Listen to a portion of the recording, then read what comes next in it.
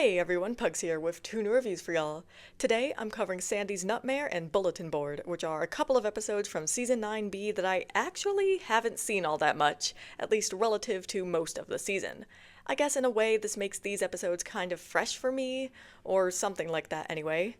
Another potentially unexpected way I can connect these episodes is that they are both very timely in their own ways. Not gonna say any more than that, you'll just have to watch the reviews to see what I mean. And so I guess I'll go ahead and move on to the part where I, as always, say thank you to the viewers of today's video. These videos are certainly a labor of love, and so every little bit of support means a lot.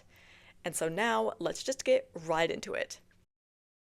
The fact that I have seen Sandy's Nutmare so little is honestly strange considering how much I love when episodes focus on Sandy, a quality that is far rarer than it should be, but I'll just chalk it up to Nickelodeon not doing a lot of reruns of this episode or something, I don't know. Just like the last Sandy-centric episode, this episode focuses a lot on Sandy's scientist side, although instead of psychology, this time we're back to bioengineering. Well, the variety was good while it lasted, I suppose. I like the way this episode begins, with Sandy, SpongeBob, and Patrick hanging out.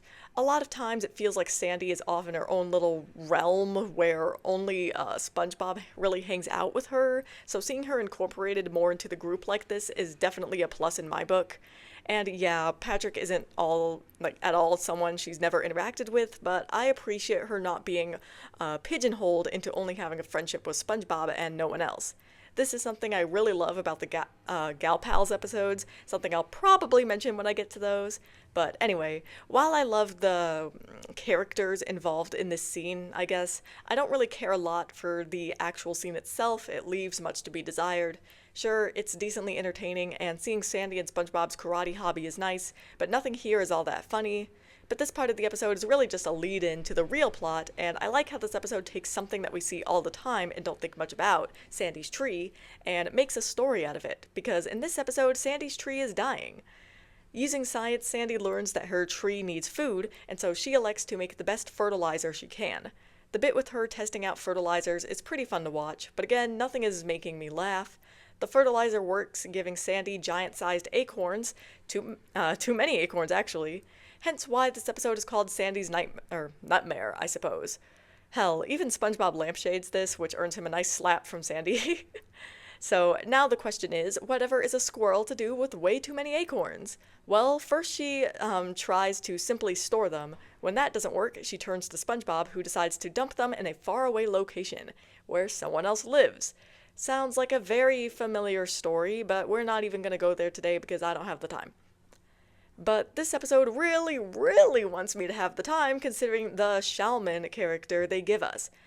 I'm breathing in, I'm breathing out. I don't like characters like this for reasons I'm sure are obvious. If they aren't, I'll just keep it brief by saying things like caricatures, Orientalism, anti-indigeneity, and the magical Negro archetype. So the episode definitely loses points for this. Anyway, the shaman tells SpongeBob that instead of wasting the nuts, he should be making use of them. In other words, people should be eating them. And so y'all know what this means, right? Time to turn to capitalism as a solution. Ugh, I feel like my heart isn't even in it with my capitalism jokes right now, but I had to for the sake of consistency. Also, just all the things I'm not saying about this episode are bumming me out, but they don't really have anything to do with the episode itself, so I'm not going to talk about all of that. Moving on, one thing that becomes clear around this point in the episode is that it has a pacing problem. Like, what even was the point of the dumping scene? Instead of using this random-ass, vaguely offensive character, Sandy or SpongeBob could've and should've just come up with the idea of making food with the nuts from the get-go. I know the point is to emphasize how neither of them know what to do with all of these nuts, but it just feels like, dare I say it, padding. And y'all know I hate to use that kind of terminology and thinking as someone who almost always stays away from the concept of filler, but I must admit I have no other way of seeing these plot decisions. Of course, because capitalism becomes the solution to Sandy's nut problem, Sandy's Nutmare also has a message about the exploitation of nature. It's an obvious message, one that becomes basically forgone as soon as the customers start lining up outside of Sandy's tree dome. And once again, the entitlement of Bikini Bottomites annoys me here, like that will never be a plot that works for me. I guess in this case, it at least makes Sandy not greedy like Mr. Krabs. She's exploiting her tree because she sees her nutty butter as helping people, so there's that at least. But yeah, the continuous cycles of unnatural growth with Sandy's fertilizer just makes her tree even sicker. How timely this message of the exploitation of nature is. It bums me out a bit since I start thinking of real world problems, but I won't fault the episode for that since it was actually trying to invoke this for once.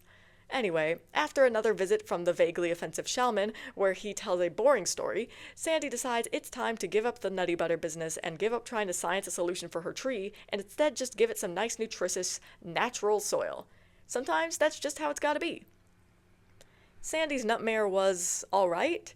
Like, this episode had some serious structure problems with the pacing, and it was boring for parts of it, and I really just did not like the inclusion of the Shalman character whatsoever, but generally it was fine otherwise. I liked the message of this episode, and I enjoyed the focus on Sandy, but yeah, those other things definitely bring this one down. And so this episode is consequently being put in my OK tier, where it comes in with a score of 6.9 out of 10. Bulletin Board. I'm pretty sure I've seen this one more than its sister episode at least. As I mentioned in the introduction, this episode is also timely like its sister, though thankfully it is timely in a way that bums me out far less. At least kind of. If I start thinking too much about it, then I get sad, but I think that anyone who has also lived long enough, so most of my audience I assume, to see the internet changed from what it used to be to what it is now might feel the way I do about the online landscape these days. I'm being vague right now, but I promise I'll expand on these thoughts over the course of the review. Bulletin Board doesn't know the meaning of the word stall because we jump right into the plot that the title promised basically immediately. Well, we do after a hilariously macabre and unexpected setup gag between Mr. Krabs and an old lady. This episode proves once again that SpongeBob is truly the heart behind the business operations of the Krusty Krab, because he comes up with yet another great idea for this restaurant just through seeing this interaction between Mr. Krabs and the old lady. SpongeBob creates a bulletin board for the Krusty Krab so that people can tell others how they feel. In this episode, the bulletin board essentially acts as an XP for a Twitter or Reddit-esque website, a forum, if you will, and I really liked this as an idea for the episode. For one thing, it keeps with that forever great choice of not dating the show by introducing too many modern technological elements, instead just SpongeBobifying the things that we're familiar with and making them fit into the world of the show. And then even better, this makes Bikini Bottom feel like a real community. Just like in Sandy, SpongeBob, and the Worm, the Krusty Krab is portrayed as a community space, and I like that a lot.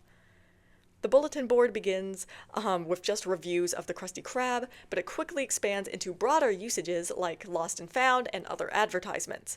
But soon things take a turn once the bulletin board gets its first negative note about the Krusty Krab.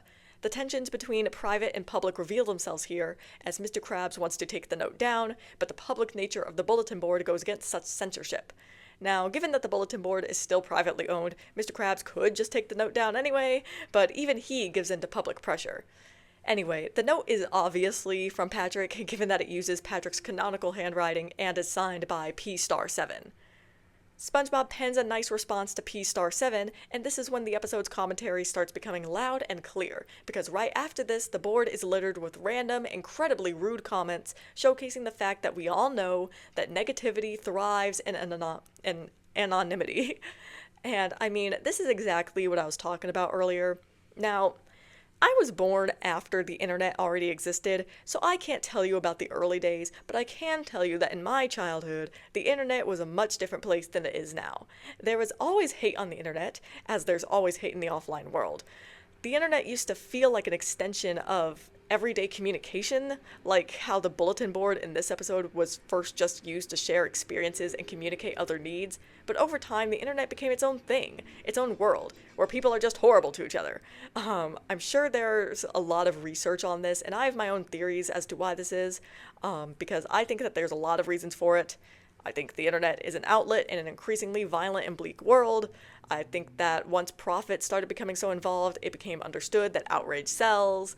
I think there's an element of mob mentality to it.